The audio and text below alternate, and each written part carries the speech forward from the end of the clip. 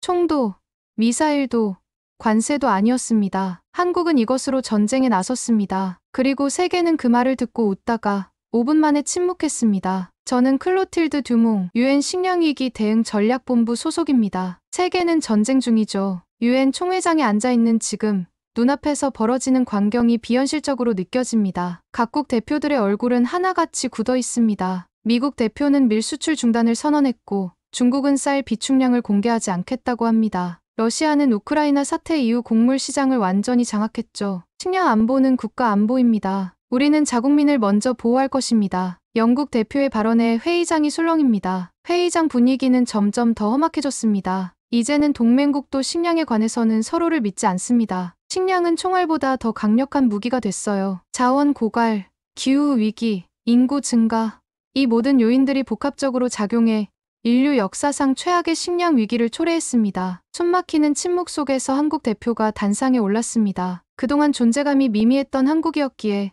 사람들의 눈빛에는 무관심이 가득했어요. 우리는 김으로 대응할 것입니다. 순간 회의장에 웃음이 터졌습니다. 저도 모르게 미소를 지었죠. 김이라니, 그게 뭐죠? 해초 말리는 것. 한국 대표의 발언은 현실과 동떨어진 농담처럼 들렸습니다. 그러나 한국 대표는 미동 없이 계속해서 발표를 이어갔어요. 한국은 바다에서 단백질을 재배합니다. 지난 500년간 이어온 해양 농업이 있습니다. 한 헥타르당 소고기의 40배 단백질을 생산하며 물도 땅도 필요 없습니다. 탄소도 줄이고 질소도 정화합니다. 그의 말에 웃음소리가 사라졌습니다. 스크린에는 검은 김의 영상이 흘러나왔어요. 바다에 멀리 늘어선 김 양식장, 그리고 수확량과 영양소 분석 데이터가 빠르게 지나갔습니다. 김은 단순한 반찬이 아니었어요. 그것은 식량이었습니다. 한국의 김 양식 기술은 세계 식량 위기의 대안이 될 수 있습니다. 우리는 이 기술을 공유할 준비가 되어 있습니다. 발표가 끝나고 5분 후 회의장은 완전한 침묵에 빠졌습니다. 누군가 숨죽여 질문했습니다. 정말로 가능한 일입니까?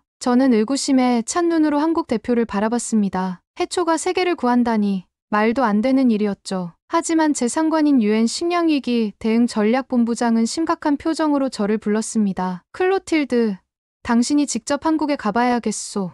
이 김이라는 것이 정말 식량 위기의 해결책이 될 수 있는지 확인해 보시오. 저는 고개를 끄덕였습니다. 해초로 세계를 구한다는 이 황당한 아이디어, 직접 눈으로 확인해야겠다고 생각했습니다. 아프리카에서의 실패를 되풀이하지 않기 위해서라도 어떤 가능성도 무시할 수 없었으니까요. 인천공항에 도착하자마자 저는 한국농림수산식품부 관계자들과 만났습니다. 그들은 저를 서울의 한 컨퍼런스룸으로 안내했죠. 벽면을 가득 채운 그래프와 도표들이 제 시선을 사로잡았습니다. 일본의 식량 자급률은 37%에 불과합니다. 한국은 45%로 조금 나은 편이지만 여전히 위험한 수준이죠. 젊은 연구원이 레이저 포인터로 그래프를 가리키며 설명했습니다. 그 수치들은 제게 낯설지 않았어요. 유엔에서 이미 수없이 본 데이터였으니까요. 하지만 중요한 건 이겁니다. 그가 화면을 전환하자 해양 식량 자원 활용도라는 제목의 그래프가 나타났습니다. 한국이 단연 선두였습니다. 일본은 중간쯤, 중국은 하위권에 머물렀어요. 중국은 도시화로 해안 양식 기반이 붕괴됐습니다. 일본은 후쿠시마 사태 이후 해양 식량에 대한 불신이 커졌죠. 하지만 한국은 다릅니다. 저는 의심스러운 눈길로 그를 바라봤습니다. 해초가 무슨 식량이 될 수 있나요? 이건 부식일 뿐이잖아요. 그는 웃음을 참지 못했습니다. 듀몽 씨, 김은 단순한 해초가 아닙니다. 바다의 곡물이죠. 저는 그의 말을 반신반의했습니다. 아프리카에서 본 기아의 참상을 떠올렸어요. 3년 전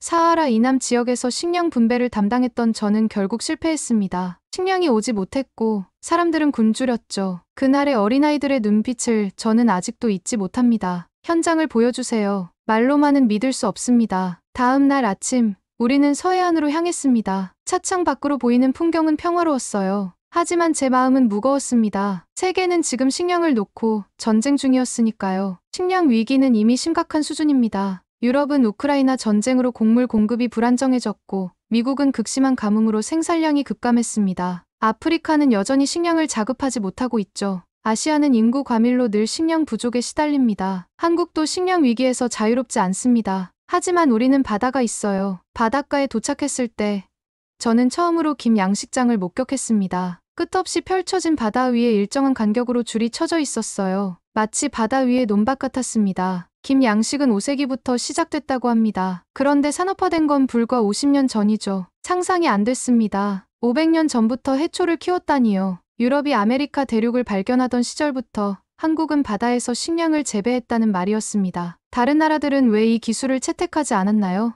연구원은 깊은 한숨을 내쉬었습니다. 문화적 장벽이겠죠. 서양에서는 해조류를 식량으로 여기지 않으니까요. 그리고 기술적 어려움도 있습니다. 바다는 육지보다 예측하기 어렵거든요. 저는 고개를 끄덕였습니다. 식량 위기의 해결책이 눈앞에 있었는데 사람들은 그것을 보지 못했던 겁니다. 저 역시 그랬죠.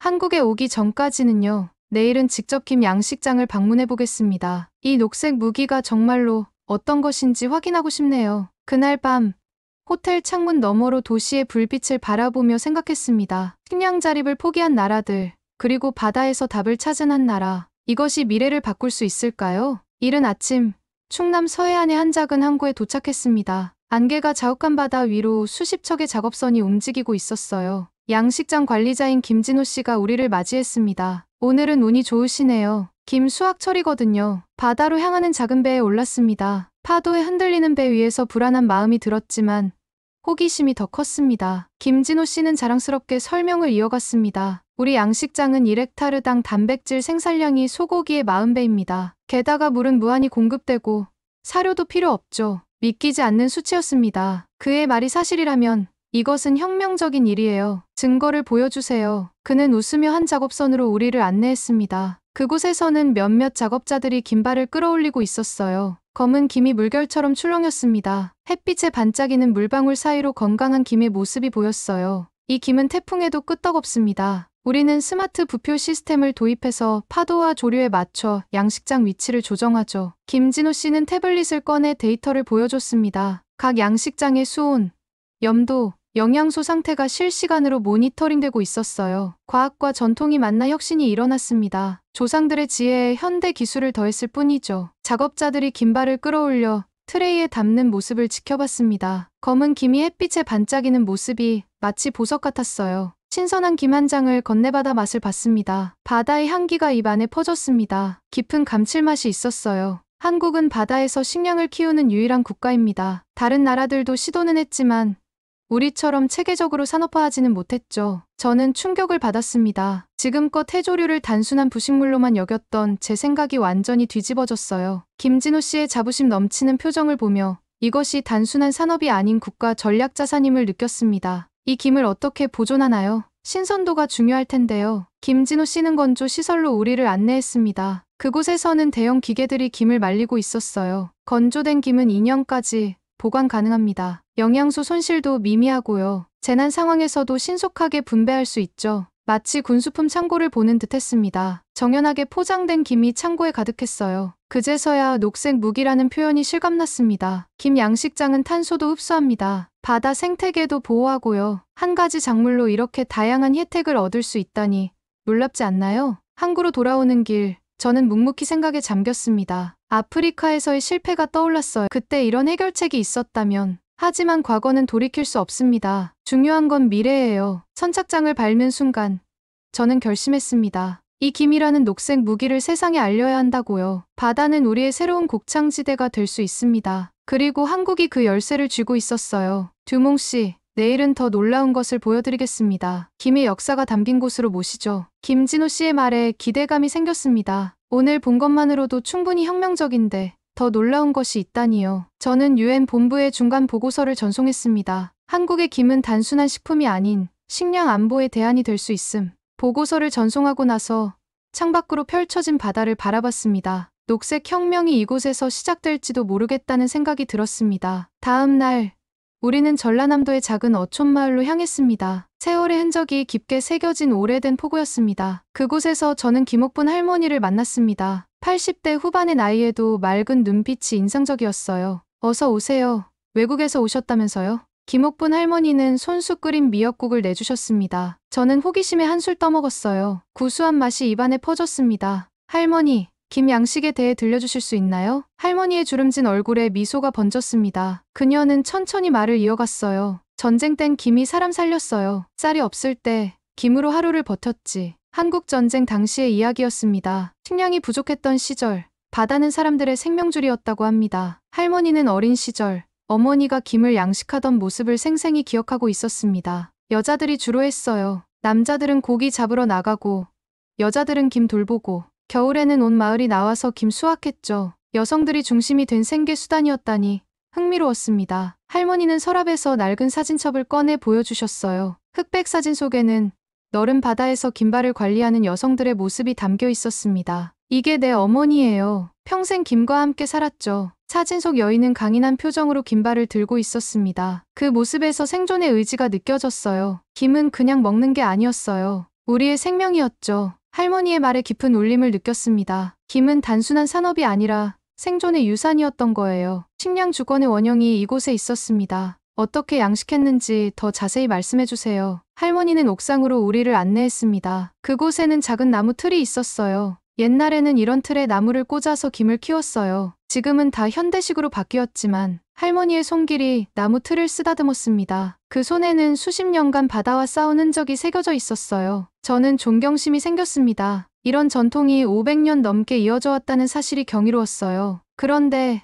왜 다른 나라에서는 이런 양식법이 발전하지 않았을까요? 할머니는 잠시 생각에 잠겼다가 대답했습니다. 배고픔을 아는 사람만이 바다에서 답을 찾아요. 한국인은 늘 배고팠으니까요. 그 말에 울림을 느꼈습니다. 필요가 발명을 낳는다는 말처럼 생존의 위기가 혁신을 만들어낸 것이었습니다. 저녁이 되자 마을 사람들이 모여들었습니다. 그들은 저를 위해 김 요리 잔치를 벌였어요. 김밥, 김튀김, 김국, 김무침, 상상도 못했던 다양한 요리들이 상에 올랐습니다. 이게 다 김으로 만든 거예요? 놀라움을 감추지 못하는 저를 보며 마을 사람들은 웃었습니다. 그들에게 김은 일상이었지만 저에게는 혁명적인 발견이었어요. 식사를 마치고 할머니와 마주 앉았습니다. 저는 유엔에서의 경험을 솔직하게 털어놓았어요. 아프리카에서의 실패, 식량 분배의 어려움, 그리고 해결책을 찾아 헤매는 과정까지. 할머니, 김이 정말 세계의 식량 위기를 해결할 수 있을까요? 할머니는 단호하게 고개를 끄덕였습니다. 바다는 우리에게 늘 답을 줬어요. 이제 그 답을 세계와 나눌 차례죠. 그날 밤, 저는 호텔 침대에 누워 생각했습니다. 김의 역사는 단순한 음식의 역사가 아니었어요. 그것은 생존의 역사였습니다. 그리고 그 생존의 지혜가 지금 세계를 구할 수 있을지도 모른다는 생각이 들었어요. 연구팀과 함께 도쿄로 향했습니다. 일본의 해조류 양식 상황을 직접 확인하기 위해서였어요. 도쿄 수산연구소의 나카무라 교수가 저희를 맞이했습니다. 상황이 좋지 않습니다. 듀몽 씨. 우리의 놀이김 생산량이 급감했어요. 나카무라 교수는 컴퓨터 화면을 통해 데이터를 보여줬습니다. 그래프는 충격적이었어요. 지난 5년간 일본의 김 생산량은 60%나 감소했습니다. 도대체 무슨 일이 있었던 건가요? 교수는 깊은 한숨을 내쉬었습니다. 기후변화와 해양 오염이 주된 원인입니다. 동일본 해역에 조류 급변이 발생했고 해수 온도가 급격히 상승했죠. 나카무라 교수와 함께 미야기현의 양식장으로 이동했습니다. 그곳의 광경은 충격적이었어요. 넓은 바다에 설치된 양식장은 대부분 비어 있었습니다. 여기가 한때 일본 최대의 놀이 생산지였습니다. 하지만 지금은 주먹을 꽉 쥐는 현지 어부의 모습이 가슴 아팠습니다. 그의 눈에는 절망이 가득했어요. 인공양식을 시도했지만 실패했습니다. 우리의 기술력으로도 자연의 변화를 따라잡지 못했어요. 나카무라 교수의 설명에 따르면 일본은 첨단 기술을 동원해 실내 양식을 시도했지만 수율이 너무 낮아 포기했다고 합니다. 게다가 후쿠시마 원전 사고 이후 소비자들의 불신도 커졌죠. 한국은 어떻게 이런 문제를 극복했나요? 교수는 쓴웃음을 지었습니다. 그들의 스마트 양식 시스템입니다. 특히 환경 변화에 적응하는 품종 개발과 기반 관리 시스템이 인상적이에요. 연구소로 돌아와 일본 정부의 보고서를 검토했습니다. 그 내용은 저를 더욱 놀라게 했어요. 일본은 이미 김 수입국으로 전환되고 있었습니다. 주요 수입처는 한국이었죠. 다음 날 상하이로 이동해 중국의 상황도 확인했습니다. 중국의 양식장 책임자인 리 부장을 만났어요. 대규모 적조 현상으로 생산량이 반토막 났습니다. 연안 개발과 산업화가 해양 환경을 파괴했죠. 중국의 해안선을 따라 펼쳐진 양식장들은 규모는 컸지만 대부분 비어 있었습니다. 리 부장은 한숨을 내쉬었어요. 우리는 양식장 확장에만 집중했지.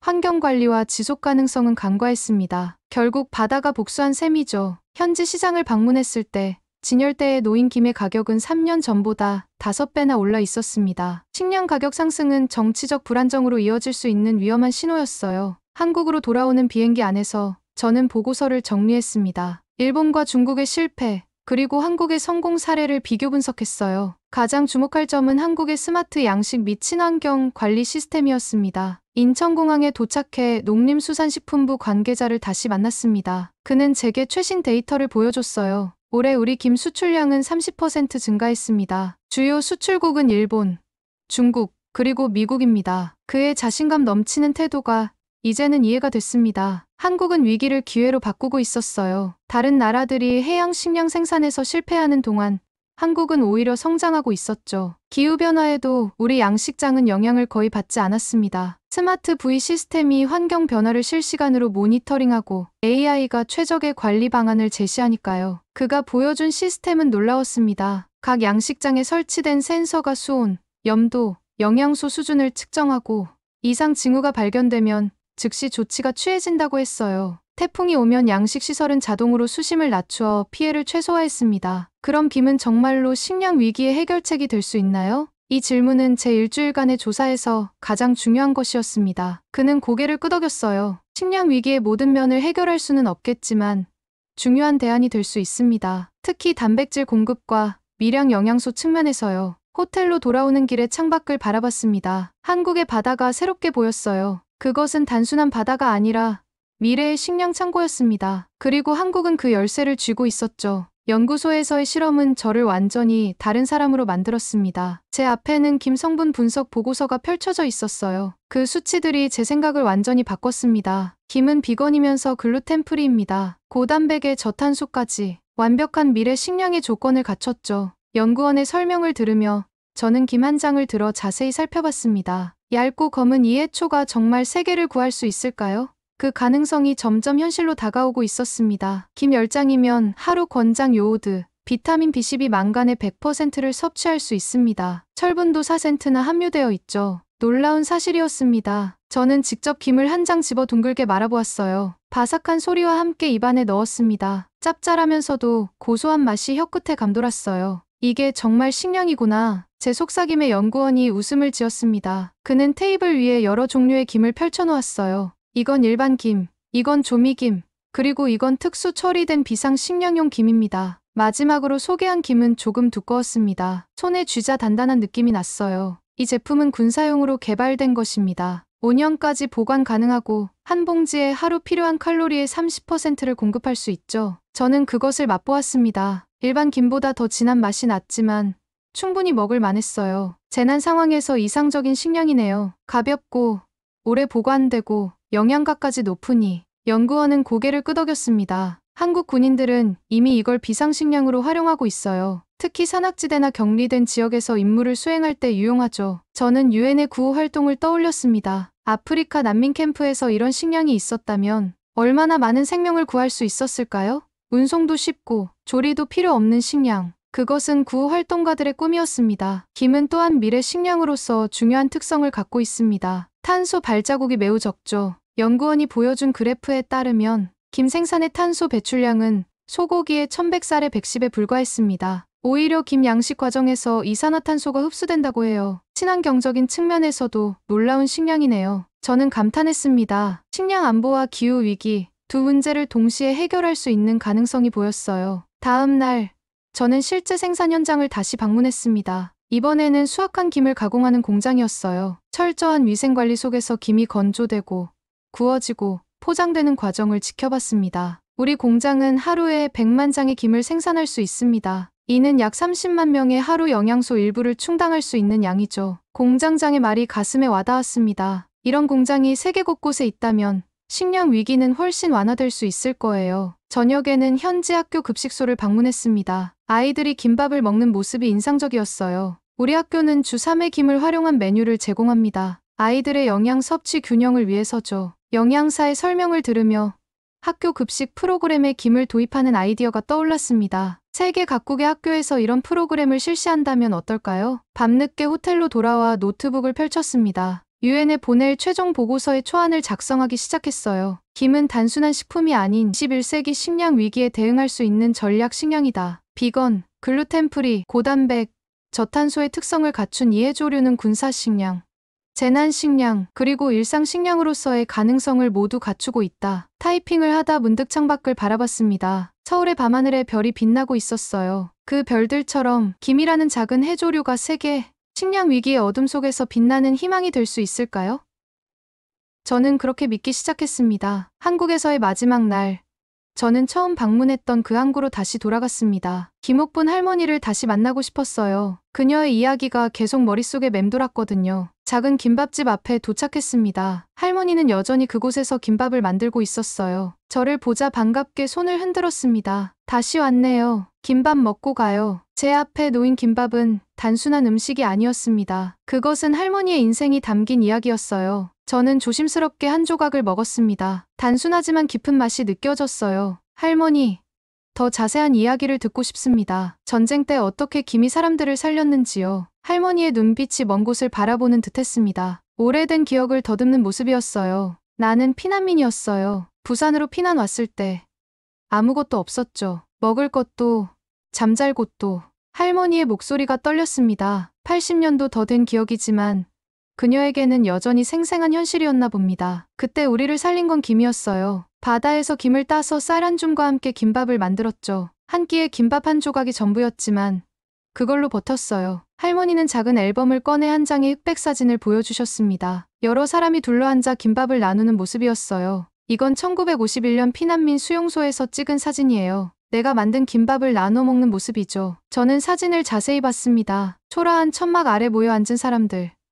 그리고 그들 사이에 놓인 김밥 몇 조각. 그 단순한 음식이 생명을 이어주는 끈이었던 거죠. 그땐 아무도 도와주지 않았지만 김이 우릴 지켜줬어요. 할머니의 눈에서 눈물이 흘러내렸습니다. 저도 모르게 그녀의 손을 잡았어요. 거친 손이었습니다. 평생 바다와 싸워온 손길이었죠. 전쟁이 끝나고 나는 이 김밥집을 열었어요. 나를 살린 김으로 다른 사람들도 살리고 싶었거든요. 할머니의 이야기는 제 가슴을 울렸습니다. 전쟁, 기근, 그리고 생존. 이것은 단순한 먹거리의 역사가 아니었어요. 인간의 회복력과 지혜가 담긴 이야기였습니다. 요즘도 세계 곳곳에서 전쟁이 일어나죠? 할머니의 질문에 저는 고개를 끄덕였습니다. 최근 아프리카와 중동의 분쟁 지역들이 떠올랐어요. 그 사람들에게 김을 보내세요. 쌀 한 줌과 김 한 장이면 생명을 이어갈 수 있으니까요. 단순하면서도 강력한 제안이었습니다. 할머니는 자신의 경험에서 우러나온 지혜를 나누고 있었어요. 그것은 어떤 학술 연구보다 값진 것이었습니다. 갑자기 할머니가 일어나 주방으로 들어갔습니다. 잠시 후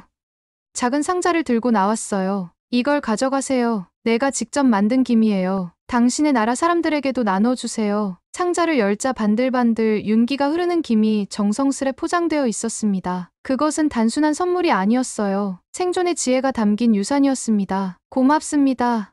할머니, 이 이야기를 세계에 전하겠습니다. 떠나기 전, 저는 할머니와 함께 김밥을 만들었습니다. 김 위에 밥을 펴고 다양한 재료를 올린 뒤 둥글게 말아가는 과정은 마치 의식 같았어요. 그 단순한 행동 속에 한국인의 지혜와 회복력이 담겨 있었습니다. 공항으로 향하는 길, 저는 할머니의 이야기를 녹음한 파일을 다시 들었습니다. 그녀의 목소리에 담긴 진정성이 제 마음을 움직였어요. UN 회의에서 저는 반드시 그 이야기를 소개할 것입니다. 통계와 데이터도 중요하지만 사람들의 마음을 움직이는 건 이런 실제 경험담이니까요. UN 본부로 돌아온 저는 즉시 보고서 작성에 들어갔습니다. 제가 한국에서 보고 느낀 모든 것을 담아내려 했어요. 그것은 단순한 조사 보고서가 아니라 세계 식량 위기의 새로운 해법을 제시하는 제안서였습니다. 발표 당일, 저는 떨리는 마음으로 단상에 올랐습니다. 각국 대표들이 모인 회의장에는 긴장감이 감돌았어요. 식량 위기가 더욱 심각해진 상황이었거든요. 저는 지난 2주간 한국에서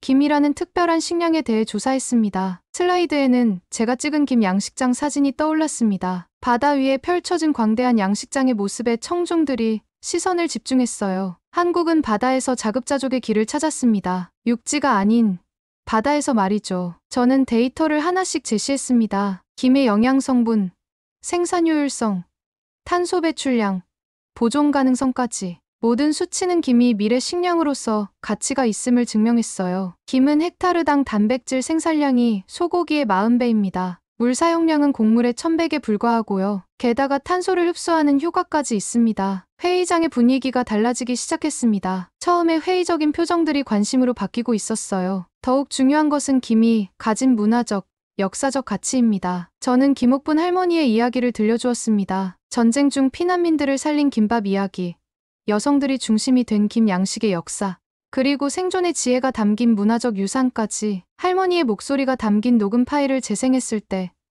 회의장은 완전한 침묵에 빠졌어요. 김은 단순한 식품이 아닙니다. 그것은 위기 속에서 생존할 수 있게 해주는 녹색 무기입니다. 저는 마지막 슬라이드를 보여주었습니다. 현재 세계 식량 위기가 발생한 지역들, 그리고 그곳에 김양식 기술이 도입된다면 어떤 변화가 일어날지에 대한 시뮬레이션이었어요. 지속 가능성, 효율성, 영양학적 가치를 모두 갖춘 이해조류는 세계 식량 안보의 중요한 한 축이 될 수 있습니다. 발표가 끝나고 많은 질문이 쏟아졌습니다. 세계 각국의 대표들이 김에 대해 더 알고 싶어 했어요. 특히 아프리카 국가들의 관심이 뜨거웠습니다. 회의가 끝난 후 저는 최종 보고서를 작성했습니다. 마지막 문장을 쓰면서 제 마음은 확신으로 가득 찼어요. 총 대신 김을 준비한 나라, 그것이 한국이다. 식량 전쟁의 시대에 한국은 특별한 무기를 발견했다. 그것은 폭발하지 않고 생명을 키우는 무기, 파괴하지 않고 회복시키는 무기다. 그 무기의 이름은 김이다. 보고서를 제출하고 나서